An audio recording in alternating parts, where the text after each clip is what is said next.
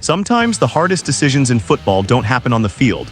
They happen behind closed doors in whispered meetings when a team is teetering on the edge of chaos.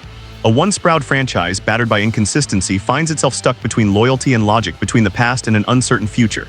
As one veteran's career hangs by a thread, pressure builds, questions mount, and the clock ticks mercilessly. But in Cleveland, the tension isn't just about performance. It's about power. About identity, and about what comes next. Before we dive into the full story, don't forget to subscribe, leave a like, and drop your take in the comments. This is one you don't want to miss. The man in the spotlight is none other than Joe Flacco, Super Bowl MVP, 18-year veteran, and for now still listed as the Cleveland Browns' starting quarterback. The team released its Week 5 unofficial depth chart with Flacco atop the list, but the writing on the wall is getting harder to ignore. Through 4 games, Flacco has thrown 6 interceptions, lost 2 fumbles, and dragged the Browns' offense into the cellar of the league rankings. With a 60.3 passer rating and fewer than 14 points per game on average, his performance has raised serious concerns. Cleveland's elite defense was meant to carry the team, but the turnover differential of -6 has rendered that strength irrelevant. And yet, no change has been announced. Head coach Kevin Stefanski has avoided directly backing Flacco, but he also refuses to commit to change. In his own words, this is not about one person, but everyone in Cleveland knows it's absolutely about the quarterback.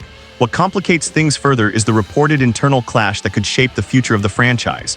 According to ESPN Cleveland's Tony Rizzo, there's a power struggle brewing inside the Browns' front office.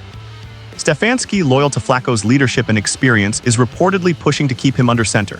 But general manager Andrew Berry and team owner Jimmy Haslam are said to favor moving on, handing the reins to rookie Dillon Gabriel, nicknamed the Processor, or even Shedeur Sanders. This isn't just a football decision. Benching Flacco now would almost certainly signal the end of his career. It's a crossroads moment for Flacco, for Stefanski, and for the Browns.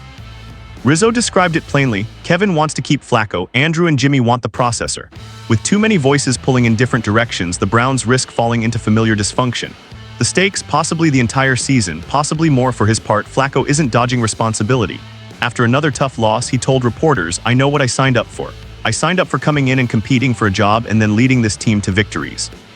He admitted the offense must improve, but stopped short of expressing concern about his job security. Maybe he knows what's coming. Maybe he's just hoping for one more shot. The Browns head to London this Sunday to face the Minnesota Vikings. If Flacco starts, it could be his final audition. But if Gabriel takes over, we may be witnessing the birth of a new era. So we ask you, should the Browns stick with the veteran or hand the keys to the future now? Let us know in the comments. Make sure to subscribe and turn on notifications. This quarterback saga is far from over.